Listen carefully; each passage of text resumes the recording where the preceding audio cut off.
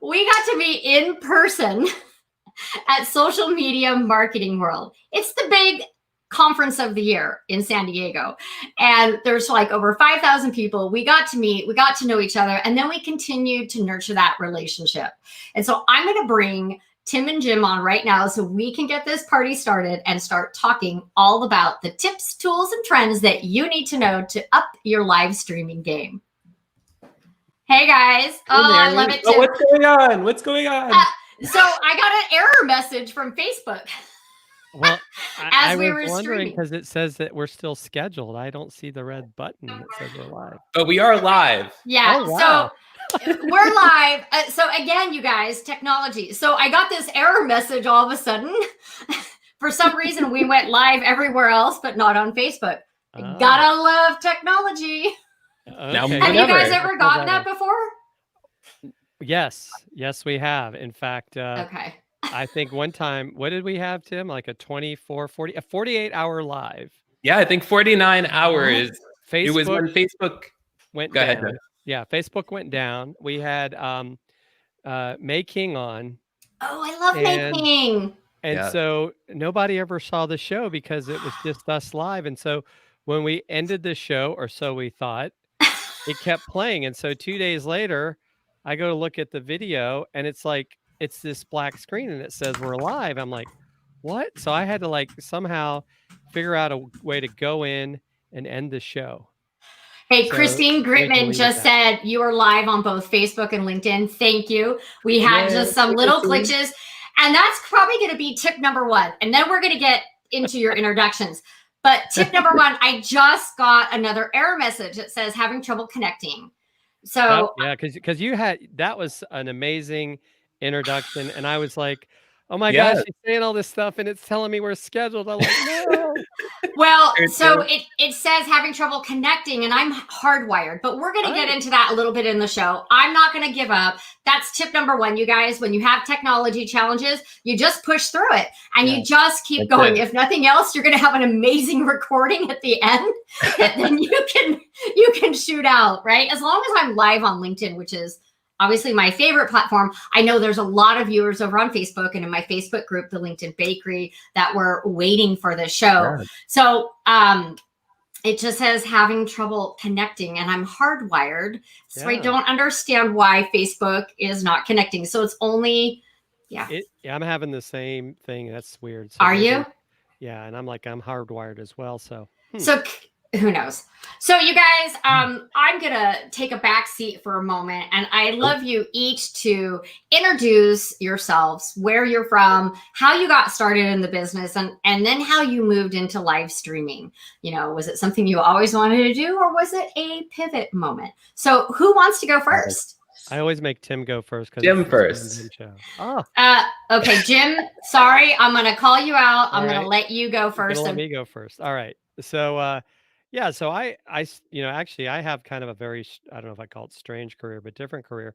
I actually retired from the United States Marine Corps 11 years ago as a lieutenant colonel. So yeah, I'd started to dabble a little bit in social media, and I had always been a geek with technology, but I had never really thought of getting in front of the camera. But as I got really into social media in 2016, and as we saw the advances, I said, that this is where it's going. I was helping small businesses. They need to get on video. So in 2018, I went to Social Media Marketing World as an attendee, and I met Kelly Noble Mirabella, who, this is right before she became the chatbot star that she still is today. And she had a Facebook Live challenge group. So I got over my fear, started doing that. And so then I was a pop-up guest on a show called Marketing in Merlot with Tim and I, good friend Lindsay Anderson, that she used to co-host with Lindsay Phillips. And Tim saw me come on and talk, and then he said, "Hey, how'd you like to come on my show?"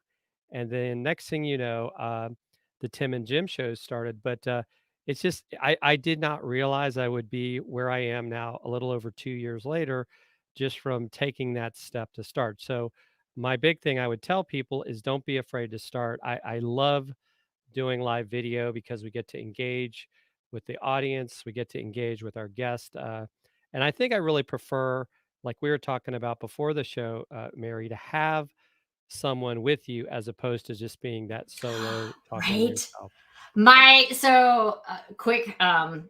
Quick story. My very first shows were all solo, just me. And I'm talking into a camera and I'm, trying to be engaging. And it's kind of hard when it's just you. And also, one of the rookie mistakes, we were talking about this before the show, Jim, is that when everyone used to go live on Facebook, because Facebook was the first platform, right? We do Facebook Live and be like, hey, I'm just going to wait a couple minutes to see if anyone else joins. And then it's like crickets. Like, nobody wants to sit there and see your head and just like silence. See people like looking through a book, like they're waiting for people to show up. Right? I'm so thankful that you have time to come onto my show because I know your business is booming. And let's let Tim come on and do his introduction, and you and I will sit in the green room. Sounds good.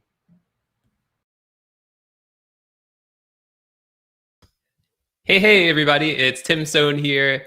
My business is Sohn Social Media Solutions. I started it 7 years ago. I had worked in journalism on copy desks at newspapers across the country for more than a decade. And I found myself here in the woods, actually now in space in Northeast Pennsylvania. And I was looking for something to do where I didn't have to travel really far to go to a job.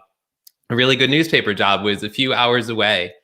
And so I started freelance writing and editing, and I ended up starting my business, Sohn Social Media Solutions, here in Pennsylvania. I mean, here in space, 7 years ago. And I was mainly working with in-person businesses like brick and mortar stores and in-person events and restaurants, diners, things like that. And then COVID hit. And I had about more than 2 years ago, I got interested in live streaming when Facebook's algorithm, Facebook said, you must use Facebook Live to reach more people. So I went on the journey of live streaming. I encouraged my guests to do live streaming, but I wasn't doing it. And then I was like, I better do it if I'm going to convince them to do it. So I asked Jim more than 2 years ago now to be my co-host on the Tim and Jim show. Like Jim told you the whole story, how it all happened. But so happy that Jim said yes. And then when COVID hit, like I said, I was working with mainly in-person businesses and events, but I had been co-hosting the Tim and Jim show for it was less than 2 years then, but about 2 years. And I what I did was was thinking about starting a live streaming coaching program. And for a while, and I was all prepared to launch it when COVID hit, and I couldn't offer it at the price that I had thought of originally. And Amy says this show is out of this world, literally out of this world. Hey, Amy Iram, thanks for being here. And so I offered this coaching program at a super low cost, and I ended up shout out to Jim's comment. And I ended up offering it for a really low price. 25 people joined the program from all around the world, from Canada to South Africa to India to all over the United States. And then people started asking me about live producing. And so I've just been blessed to be able to produce. For a few weeks ago, I was producing for the United Nations Development Program. I brought a Readers and Writers Festival here in Northeast Pennsylvania. It's normally an in-person event with 300 attendees. This time it had more than 9,000 viewers from around the world. And Jim had actually helped me with that event on one of the days. So shout out to Jim for that. And just so many other amazing programs and virtual events. I've also been producing with Brian Schulman. And yeah, it's just been an amazing journey here out in space and also down on Earth and in the woods as well. I love it. I'm just playing with some features in StreamYard. I'm just really thankful that I met you guys. So, I always preach, take your online network offline. And that's exactly what the three of us have done. So yes, we're here. We're going to share all these wonderful tips. but Jim and Tim, we've each had individually a couple Zoom calls together and Facebook messengers like, hey, what's going on? Hey, what do you think about this idea? Hey, I'm going to create this package. You know, Tim and I are in talking about something that we can't talk about yet. Does that make any sense?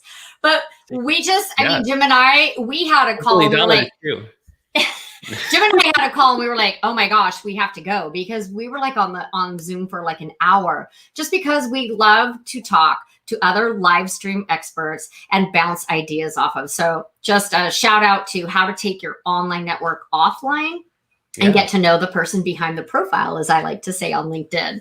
So I'm still having some tech issues, like YouTube says, hey, you're not connected, but you know, Christine said we're on Facebook and LinkedIn, so the show must go on, as Stephanie Lou would say. That's right. We love Stephanie Lou. I know. Shout out to Stephanie Lou. Shout out to my girl, Stephanie Lou. You know that she's the whole reason that I started Facebook Live. Really? Oh, yeah. I wasn't going to do it me in front of the I mean, yes, I'm an extrovert, but I'm like, me in front of a camera. What am I going to say? How am I going to look? Am I going to sound smart? Like, these are all the fears that went through my head. She's like, Mary, but you know LinkedIn. You know what you're talking about. She's actually the one who helped me push that live button and helped me create a script. And, you know, what does that Facebook event look like? What should be in there? And we'll talk about that a little bit later. So shout out to my girl, Stephanie Lou. She knows I'm her #1 fan. Okay, I have to share that with Gary Ware, but, or do I? It's my show. But she's amazing. She is. We love her. So we're all live stream producers. We have shows of our own. We've been doing this for a while. Like I said, when I started, it was, hey, let's just wait a little bit to see if anyone else joins, because I'm a loser and nobody's here, right? We all did that. And so now let's fast forward 2020. Everybody's live streaming. There's a lot of different platforms, programs, tools. And one of the questions that I get asked, and we're going to go through each of these, but do you need to spend hundreds or thousands of dollars on equipment to get started? I know the answer to that, but okay, so maybe Amazon Prime Day just happened, and maybe someone here has a box coming every day with new microphone arms and 2 new lights that Kelly also bought. But you don't have to have all that to get started, right? What do you guys, who wants to grab that? What did you start with, or what have you seen other people start with? Yeah, I'll start, Mary. So I started live streaming when I first, before we started the show, but when I was just practicing and starting live streaming myself, I just used my phone. And now here it says that we're live, Mary. Yay, we're live. Yeah, so I just started with my phone, and that's really all you need to get started is your phone and whatever app you're using. Like if you're going live on Facebook Live, and in fact, the Facebook app is so much easier to use. It has fewer features, but it's so much easier to use than Facebook Live Producer, which Facebook is really evolving right now. So there's so many features, but you could just start on your phone. You don't even have to have a microphone right away. You know, like the microphones in the phones are fine to start. You can start with these, right? Some earbuds, plug that in. Yeah, like I did suggest, because I mean, this happened to me, but if you're going to use your phone, maybe have a tripod. Like if you're doing a how-to video, something. If you're doing an on-location video, that might be different. But I feel like, you know, when the phone is doing this and you're like, you're trying to watch a video, but just, you know, you can get a simple tripod for like $6, right? Or you could just get a medium iced coffee from Dunkin' Donuts and lean your phone against that. And that works perfectly. Okay. Yeah, that works. Or like maybe you work in an office and maybe you get, you know, one of their giveaways, right? So these little, I mean, I have like 3 of these all over my house, so I can just set my phone down when I'm FaceTiming. So let's bring Jim on. Yes. So Jim, how did you get started and what fancy equipment did you have?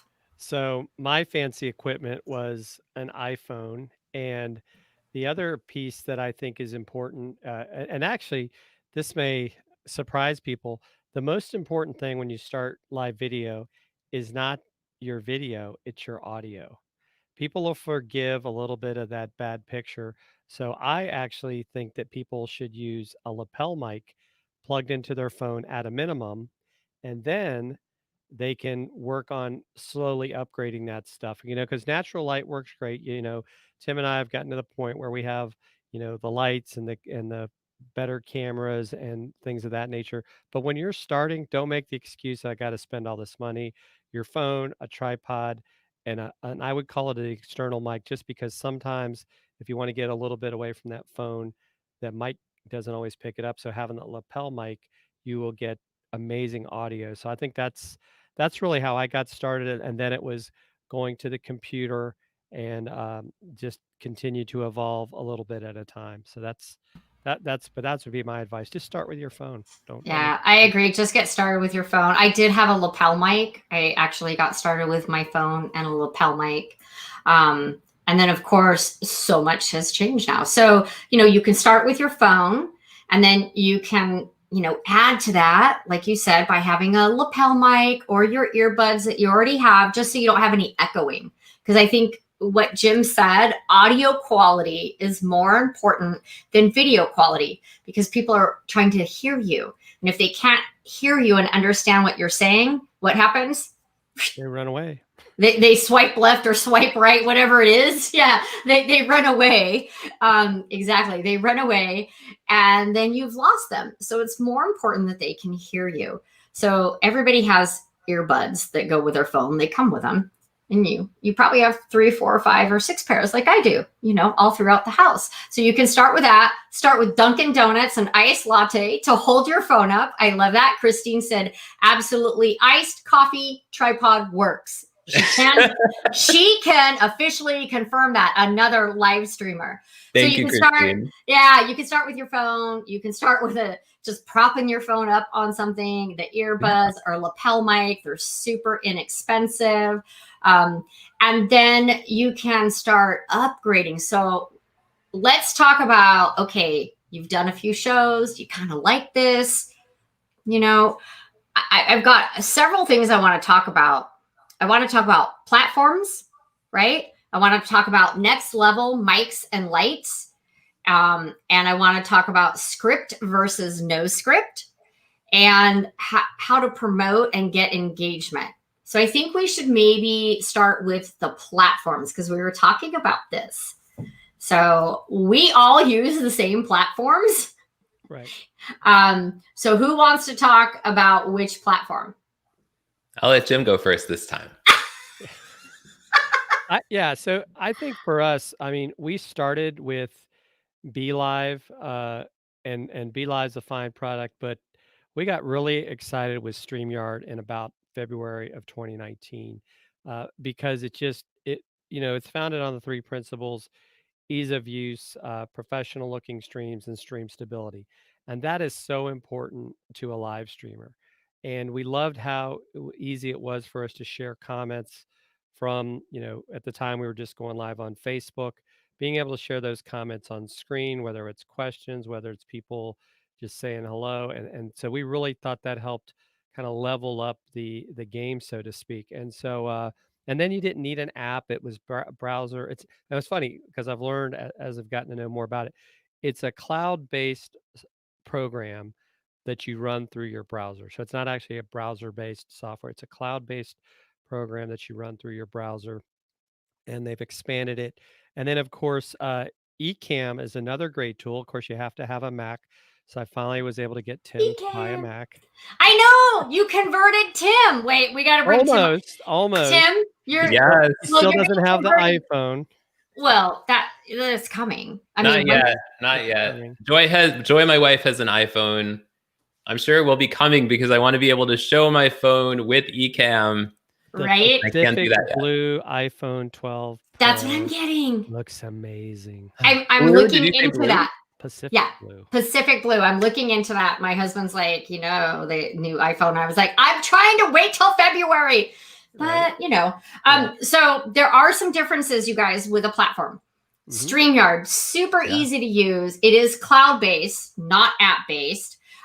Basically, it's like the easiest platform. It's click a button and you go live. You can have up to 10 people in the broadcast. You can see comments for most of the things. You still can't see comments in groups on Facebook. That's because they're private, right? Which makes sense. At first I was like, why can't I see those comments? So what do? You have your phone over here with your group up so you can see comments. So you have to know what the tricks are to have a great show. So we have StreamYard. And then as Jim was saying, Ecamm, which Ken and Glenn are amazing. They have created a wonderful program that is only for Mac users. Sorry, PC. Sorry, not sorry. I'm a Mac girl. So Ecamm is wonderful because I feel like Ecamm is more customizable. Mm-hmm. Yes. Maybe for the more techie person. Yeah. Oh, and I'm going to give people a little bit of a trick that they may not be aware of for those of you Mac users, and Tim and I are starting to play with it more. You can actually use Ecamm as a virtual cam in StreamYard. So if you really start to experiment with it, you'll find you're going to be able to do a lot of amazing graphic stuff using Ecamm as your virtual cam instead of because I think sometimes people get so stuck on certain things that they don't realize that there's a lot of capability to do things. I mean, you can bring in your own customized lower thirds by using Ecamm as a virtual cam. You can share video longer than 5 minutes. You can bring in presentations without having to do screen sharing. But these are all things you just need to try. And I think that's what has got Tim and I excited. Of course, Tim gets really excited with the Snapcam. As you saw, he was actually, coming to us from outer space. Yeah, there you go. I love it. Tim, do you want to share how you're doing that? Yeah, a lot of people don't know that you can do that. Yes. So this is called Snap Camera. And so what you just do is you Google Snap Camera, and it's an app that you download to the desktop of your computer. It doesn't work on phones. It has to be on a laptop or desktop computer. So you just download it. And then when you're in a program like Zoom or StreamYard or Ecamm or whatever live streaming platform you're in, you just select it as your camera and you open up Snap Camera, and you can select what filters you want. And there's so many different filters you can try. Like you could be I don't know why it's not working. You could be a watermelon, or you could be... Oh my God, you're cracking me up right now. A Smurf. Or you could say, hello, how's it going? That's kind of Halloweenish thing from the Addams Family. So you know what? Just kind of have fun, right? You should experiment. Yeah. I feel, and I'll bring Jim back on, I'm always nervous to go live and try something new. Anybody else? And raise your hand oh, I'm doing my live show. I don't want to try Snapcam for the first time live and it mess up or freeze. Go live in a private group. Go live with a couple other people and test things out, right? So, Tim, I've got a bone to pick with you right now. Why? Because Christine told me that you and her just had a private Ecamm lesson on Zoom today, and I wasn't invited. What? You guys were going through everything on Ecamm. Well, the reason I was meeting with her was because I'm going to be helping her produce her show. So that's why. I'm just kidding. Breaking I was news. What? I'm like, yes, okay. Yes. Learning lots about Ecamm. Yeah. But I would also say about one of the really cool things about StreamYard is that you can now host your show from your phone. I have not done that yet. Now, it is super cool. Yeah. What would be the benefits? Why would somebody want to host their show from their phone? Location, so if you are location. Location. Right. So if you are not at your home, right? Like a few weeks ago, it was going to be the Coffee and Donuts show. Right. And I was dropping my girls off at school. I didn't really have enough time to get home. I wanted to take a walk first before I did the show. So I hosted the show from a park by the Delaware River. I sat on a picnic bench. I had my medium iced coffee. I propped my phone up against it. Oh my gosh. Hosted the show just like that. So now you've got me thinking, because a lot of my viewers know that we have a boat with my dad out at Lake Havasu, our pontoon boat, and that's like my happy place. So if I had to be on a show that was StreamYard, right? I could just now do it from my boat. Yeah, just make sure your cell phone signal is strong enough. As long as I don't go in a cove, we have a signal. Although I shouldn't have said that, because I always tell people I don't have a signal when I'm on the boat. So that's where I unplug. Well, the new iPhone 12 with 5G will take care of that problem. Shh, we're not going to tell anybody that I'm getting that new phone. It's an Apple. I mean, they are the best products in the world. I'm sorry. Yes. Not sorry. So there's also BeLive. I haven't used BeLive, but I know that that's a streaming platform. So basically we have StreamYard. It's like easy. Ecamm, more customizable, so more like techie. And I'm having a conversation Friday with Sean, or Doc, as he likes to be called. Yeah, I love him too. I was watching his Saturday show and I was like, well, you were on there, Tim. I was like, what do I need to buy, Doc? What do I need to buy? Okay, Amazon cart is full up. So we have Ecamm, we have StreamYard, we have BeLive. Those are the platforms, because in case you don't know, you need a third party to stream, right? We need a third party to do the LinkedIns. I mean, you can go live right off of Facebook, right? Which I don't prefer to do. I like having my graphics and my name and, the intro videos. I like doing all that. So you need a third party. You don't need fancy equipment, but let's talk to those people that already have a show. And Christine, I'd love to know from you, because I know you're a live streamer, what have you added to your tool belt this year to up your game on live streaming? And maybe Tim knows, but I'd love to see what Christine adds into the comments. Tim, what are your ideas? What are your thoughts on next level? Well, I would say the first thing is I would go with my camera if I've already got good audio before I get into the audio. And so I've gone with Logitech C920 first, and now I have a Logitech StreamCam. If you're really ready to make the investment, I know Stephanie Liu and several others actually use DSLR or even Sony mirrorless cameras, and you can get amazing effects. But that's a really big leap to go to that level. When it comes to audio, I'm using a Samson Q2U, which is an XLR microphone that I have plugged into a Focusrite 2i2. So I have a sound interface. That also helps me control my audio, because sometimes when you plug directly into the computer can get a mind of its own and override your stuff. And so that's something that you got to be aware of, but it kind of goes back to practice. And so what was the name of the camera? Was it a Logitech Stream? Yeah, it's called a StreamCam, and it'll actually by Logitech though. Yes. I'm putting it in the comments. Ones. Yeah. It actually will even let you do square video if you want to play around with it. Yeah, so if you want to do the Instagram stuff off of your desktop to record stuff, you could do that with the StreamCam.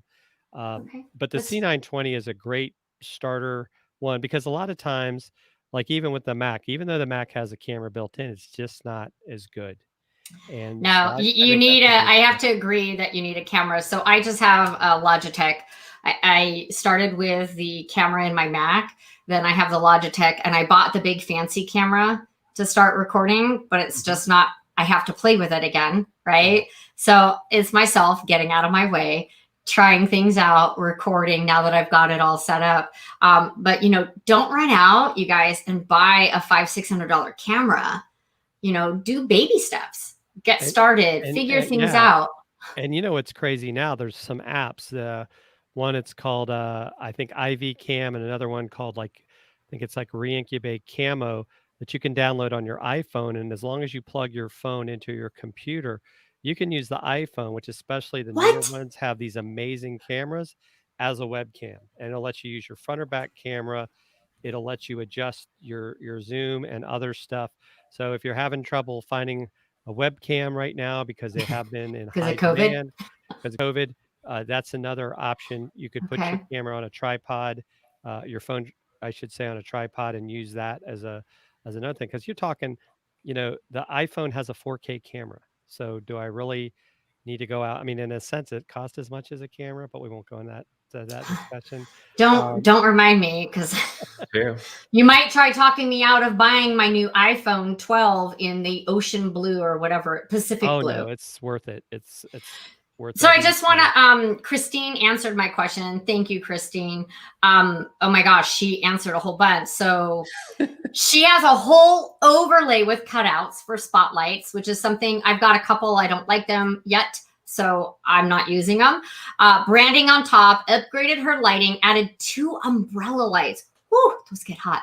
I just got the new lamps that their desk, they attach to my desk. So I'm in the process of nothing on my desk. Microphone, camera, lights are all, they have the clamps. So that's where I'm going. Tim, what kind of lighting do you use? Let's talk about lighting. Yeah, so right now I just have a ring light. I'm planning on getting some more lighting. Thank you. No, like you're not overexposed. There's no shadow. I feel like your lighting is really good right now. Mine is window light. I have no light on. Thank you. The brand is, I don't know how you say it. It's NEW. Newer or new? Yeah. NEWERR or something like that. NEEWER? I don't know. I have the same one. I just sold it. Well, I kind of gave it to a nephew of mine.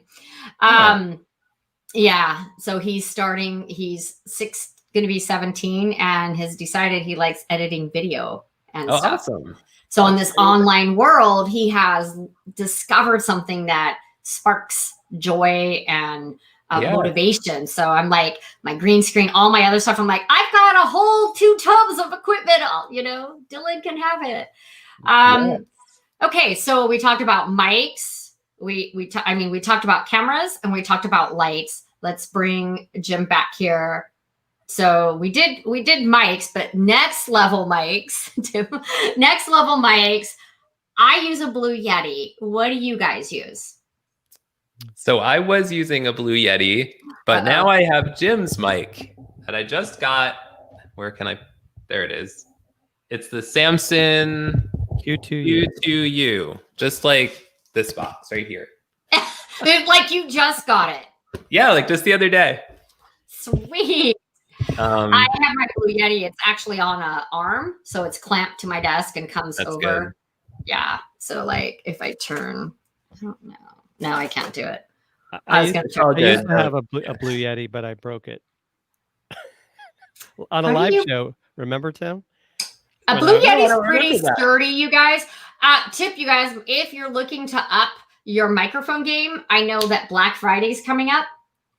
Watch my Amazon live show first. Oh, I'm sorry. Watch Jim's Amazon live show first. But, you know, you can, my first Blue Yeti, because I'm on my second, my first Blue Yeti, I got on like a hot deal for Black Friday or something. Right. So Blue Yetis. And again, what was the name of, I think Tim's obsessed with a Snapcam. The Samson Q2U, which will make you sound like butter in someone's ear. It's not only is it an XLR microphone, but it can also be used as a USB microphone. Okay. And so it does. You sound very clear. And so I just have earbuds on. Tim has earbuds on, but Jim, you have like fancy producer. Yes. Yeah. These headphones, I don't remember the exact brand. I actually won them. But my wife just got some as well she's a court reporter, and it's helping her like when she wants to listen to something, because it keeps all the outside noise from interfering. And also when I'm listening to a show, I can pick up sounds from the other people's microphones or other sounds that they may not be hearing. So it really helps you with your quality to have the, as my friend Chris Stone, who used to work for Sony, says, the cans. The cans, yeah. The ear cans or ear muffs. I'm going to give that a try too, because, you know, as I told the guys earlier, again, Mary has all this equipment, but she hasn't tested these live. And so I need to do some testing so I'm comfortable. And that's the other thing. So we talked about equipment, let's move on. We can go into the comments afterwards and put links to everything, Jim, to your Amazon show. I would love for you to go ahead and promote that here as well. But let's talk about, how do you get people to come watch your live show? Is it the time? Is it the day? Do you advertise on Facebook? I mean, I've got a new hot tip that LinkedIn just announced yesterday that I think is going to be ridiculously fabulous. But yeah, I'm super excited. But you guys, what have you done? What are the tips that you do to create this movement for everyone to come and watch your show and increase that engagement? Where do you advertise? Well, we don't actually use ad dollars, but we promote everywhere. We share it to our email list. We put it on Twitter. We put it on Facebook. We put it on LinkedIn. And we create these posts that not only do we talk about what we're going to be discussing and with who, but we also tag those people as well, so that they see it and they ideally share it with their audience. We've also even, I guess, more recently started to create some fun little videos that we kind of highlight who the guest is going to be, along with our intro video. So it just generates a little bit of excitement. And Tim, I know, does a lot of stories for us as well. He's a much better story person than me. But yeah, stories I think are big. But the biggest thing is getting out ahead of time. And then we've also been doing stuff where post-production after the show is just as important to get people back, because the reality is that we've stuck with the same time every week. In fact, our show was so popular that Scott Ayers changed his show time to 1 o'clock because he was tired of competing with What? I mean, I already know that you're like mega level. I already know that. Like, I have 2 rock stars in live streaming on my show, and you do have to find your own time. But one tip, because people always ask, well, what time should I do my show? And I ask that too when I start. And I'm playing, because this is an afternoon show. I started off with a 7 o'clock at night show because I was working full time. Right. Then stuff changed. And then I was doing like an 11 or 12. One thing I think that is important is that you need to decide when you can show up consistently. Exactly. And that's the date and the time of the show. And your guests, if they want to be on your show, they're going to be able to show up. Yeah, we actually, I've only changed our show time, I think, once. We used to go, I think, wasn't it at 2 o'clock, Tim? It was, yeah.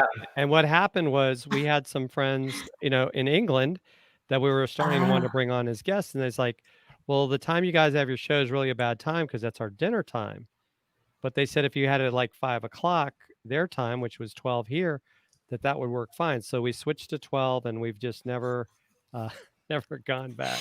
Tim is cracking me up. I think it's just important to figure out what time, because let's be honest, is it all about the live show, you guys? Nope. It's all in the replay. About the replay and the repurposing, right? Wouldn't you say that that's where you get a lot? I mean, we have a lot of engagement going on right now because I have you guys on the show. You're like rock stars. Okay. But people freak out if they only have a couple people engaging or watching. Do people need to be concerned with a number of viewers during the live show? I don't think so. I think, in fact, if they focus too much on that, they're going to get off track. The focus needs to be on your guest, on your topic, and engaging with the people that do show up, but also encouraging replay viewers to make comments, because you say, hey, if you leave comments, we're going to come back and address those comments or questions. So I think, don't get focused on how many people showed up live, because you just don't know what's going on in other people's lives at the time of your show. Yeah, the other thing I would say is that one thing that I do after all of our shows is I direct message every single person that shows up and comments on our show. And I just thank them for coming. And those people come back time and time again, and others as well, I'm sure. But because you did that to me, thanks. It's about, what is that? Nurturing the relationships. That's it. That's And it. in 2020, I know we're talking about streaming, but it is really human to human, right? It's that human factor, being relatable and thanking people, being grateful. So Christine, you know, as I turn away, it's only because, you know, I have an extra laptop. So when you're live streaming, you should have an extra laptop and probably your phone because you don't get all comments right away. So Christine said that she's kept her show the same time since April of 2017.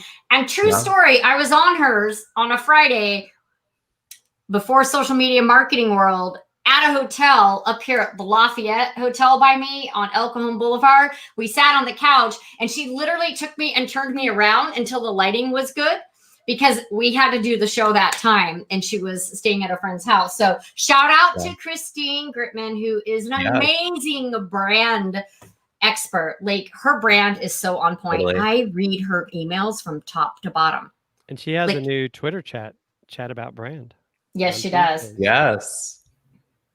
That is next level. And you need to show up for that. I was there the other day. Where were you? Okay. So let's make sure that we stay on topic here because it's so easy. I would just sit here and talk to you guys.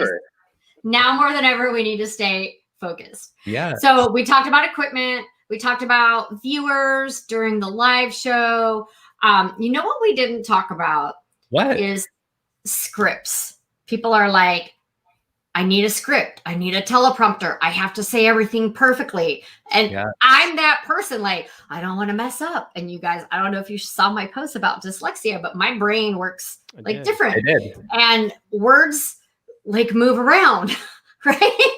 They just switch places when I see them. So for me, I use a script to get me started or for my intro. And then I have 3 bullet points to make sure I stay on track. What do you guys do to make sure you stay on topic and track for your shows? And do you believe in using scripts, not scripts? Take it away. I think it depends. Go ahead, Tim. Tim, you go first this time. Thanks, Jim. I was going to say, I think it depends on your show. Like for the Tim and Jim show, we don't have a written down script, but we run the intro graphic and intro video, and then I start off the show, and then I turn it over to Jim, and then he introduces the guest, and then the guest talks about themselves, and then we have a series of questions planned out. So we bring the questions up. We have them as banners in StreamYard. We bring them up on the screen. We typically get through all, if not most of the questions, but we will ask follow-up questions. But we do have a structure. Now, another show that I do with Christine Glickman, Coffee and Donuts, which is Mondays at 10 o'clock on my personal and her personal Facebook profiles. That show is basically whatever happens, happens. That does not have a script. I mean, it kind of has a structure. We say hello. We both show up with coffee and donuts, or 1 or 2 of those things. We share what we're eating and drinking, and then we talk about what we have coming up for the week and encourage others to do the same. So I suppose there's kind of a structure, but that show is more of a way to start off the week. And it's a more casual conversation. So there's less structure. So it depends on what your show's all about, right? So the donut, and I totally want a donut every time I see your promotion of it. Like, I just want a friggin' big donut and a big cup of coffee. One day I'll get one and then post a picture of it and tag me and Christine.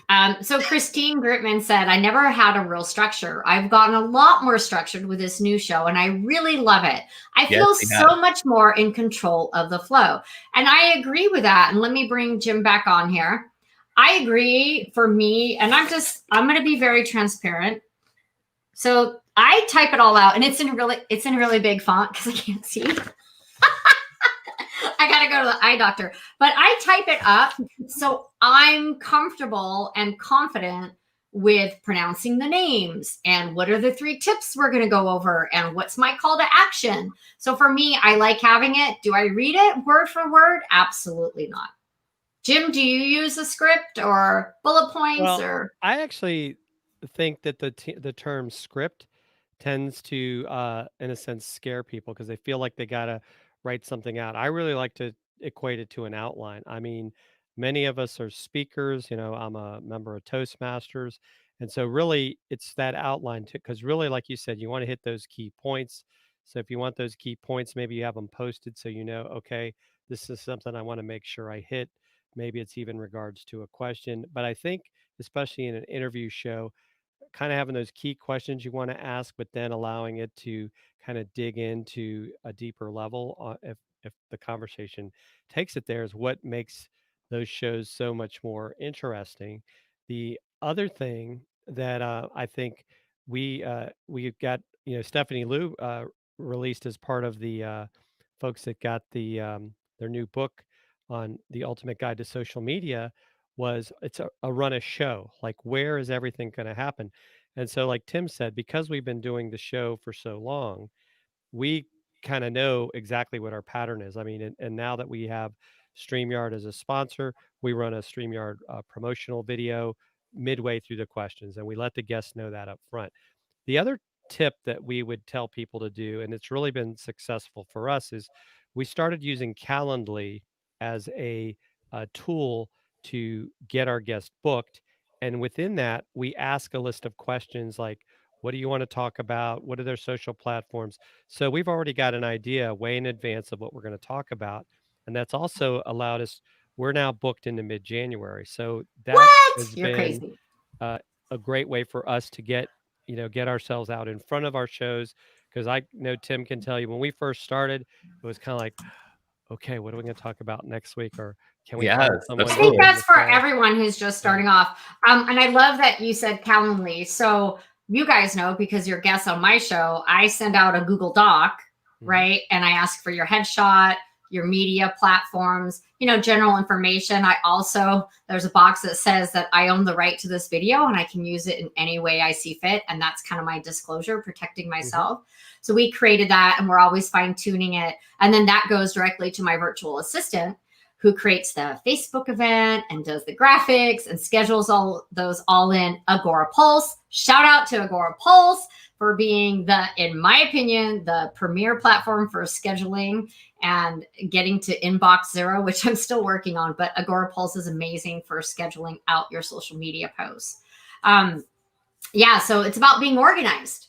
What I'm hearing from all of us, it's about being organized, knowing your topics, having a script or bullet points or an outline. I like that. How are you collecting the information from your guest speakers?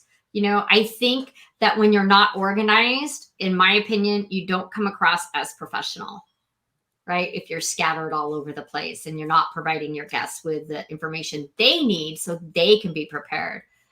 Wow. So Christine said Agorapulse rules. So we've talked script, no script. I got to give a shout out to Stephanie Liu. If any of you are interested in how to write up that Facebook event, what that looks like, my template is from my girl, Stephanie. Okay. So the what, the why, the 3 bullet points. I never really put, I think on ours, I put 4, but usually it's 3 bullet points. These are the 3 tips that we're going to go over today. And then how are they supposed to watch the show? Because not everyone has access to LinkedIn Live, right? So we put, because I have grown an audience, a large audience, I have Facebook, I have YouTube, and I have LinkedIn. And we put the links there to all the profiles so that people can find the show on whatever platform they're most comfortable watching on. And I think that's important, that you need to understand where your audience is. Right? Absolutely. So, man, this is the longest show I've done in a long time. I try to keep them to I try to keep them to 35 minutes now, because my whole brand is bite-sized tips. But I'm going to say I have 2 guests, so I get to go twice as long. I like that. So you guys, we talked about equipment, we talked about the scripts, creating that Facebook event. I mean, there's so much to talk about, but do you have one last tip on how to drive up engagement, how to get started, how to take it to the next level? Is it hiring a producer, like Christine said, right? Is it hiring someone so that you can just focus in your genius? What is the next level? I do think that if you're really like, part of it is like some people just want to show up and give their message and they don't want to have to deal with that. When they get to that point, absolutely, I think you should look at hiring a producer, because you're still going to need that, get that equipment though, to look good on your end. So you're still going to need to work with that. You're not going to get away from that. But I think it can really take a lot off of your plate. If you're looking at doing events, I think also bringing in a team, like Tim said, he does it. I do it as well, doing remote events. Don't try to do it all yourself. You'll overwhelm yourself, and we can take care of things that those people may not be thinking about. Even getting your graphics and your intro and outro videos done by someone that knows what they're doing. Don't I think just like entrepreneurs in general, we try to do so much ourselves, and when you actually open yourself out to collaborating, everybody can win. I mean, I think part of the success of our show has been that Tim and I work together well, and we're always kind of one, we help keep each other accountable. And I think For sometimes sure. if you're working by yourself, it's very easy to fall into that excuse-itis of like, oh, well, I had this happen or that happen. Yeah, I think too that when you're thinking about if you should hire a remote live producer for your show, like you really need to have a monetization plan for your show. Like you need to be able to pay whoever is producing it. So like there's a lot of different ways you could you can use your live show to monetize. You could get a sponsor, you could offer some sort of coaching or membership program and mention it during your show. Like this is something that me and Jim, I think, are going to be working more on going forward. We've talked about doing some sort of Patreon programs. And there's so many different ways you can monetize your show. But if you're going to hire a remote producer, if you don't have, some extra money on the side coming in, it's important to think about how you're going to bring that income in. Right. And the other thing, right, we got to remember, you've got to have good content. I mean, yes. Not everybody can go live, but if your content is no good, it's, and what is your audience looking for? Right. What do they want to learn? So you're either educating or entertaining, right? Mm-hmm. So now more than ever. Yes. Now more than ever, you're either educating or entertaining, because I was on an entertaining show earlier with Tim and Brian, and this is more of the educational. You're welcome. Well, I was all dolled up, so it was, Yes. Well, I can't let this go to waste today. And Tim is always entertaining because he's hiding from the bears and the turkeys and the deer. But right. I love that about Tim. Well, you guys, this has been a great show. I am going to try to wrap up within the hour. So we've just got one final question to the bear. So I'm going to ask Jim first. Jim, where's the first place you're going to travel when everything is opened up? Ooh. Well, depending on when things open up, I know we're planning to go to the Turks and Caicos next summer. So that's the only planned trip to somewhere really nice. Okay, fingers crossed that all works out. Yeah. And Tim, where would you travel to once everything opens up? Probably somewhere that's kid friendly, where there's an amusement park where they can just let free and run loose. And work off all that extra energy, right? Yes, 7 months, and who knows how many more months of extra energy. I know. What about you, Mary? Where will you be going? Our big trip was canceled to Ireland and Scotland for 3 weeks in April.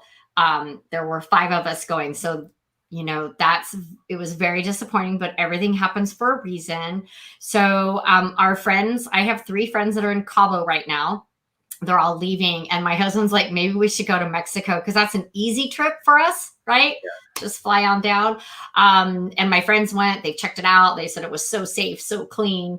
And I love Cabo and Puerto Vallarta. Like just anywhere for me, it would have to be somewhere warm with an ocean, a lake, and sand, right? Like that's my vibe. So I'm hoping to do that. And we were just talking about getting away, maybe going to Nashville because flights are so cheap. But Nashville wouldn't be Nashville right now because the bars, the Bluebird and all that, they're not all packed. So I'm like, I'm not wasting my trip. Yeah. I want to go when it's like Nashville, you know, singers everywhere and that vibe and that energy. So, well, Cabo sounds good in January. Just saying. I might take my phone and do my live show from the beach. You never know. Seriously. Now that I know that I can do that, you guys, I just want to say thank you so much for joining us. I'm gonna do this. Jim, I want to give you a shout out. Tell people where they can connect with you. What platform do you want them to connect? Yeah, LinkedIn, right? This is the LinkedIn Bakery. So LinkedIn, just look for Jim Fuhs because I claimed that many years ago. If you haven't personalized your LinkedIn profile, talk to Mary. She can tell you how. But yeah, LinkedIn is the place I love to connect. Okay, perfect. Let's bring now Tim. Where do you want people to connect with you? And I know that you asked if you could share something, and it ties in. It ties into everything. So where do you want people to connect, and what is this announcement that you have? Yes, absolutely, absolutely. Thank you so much for having us, Mary. The best place to reach me really is I spend a lot of time on LinkedIn as well when I'm not floating out in space.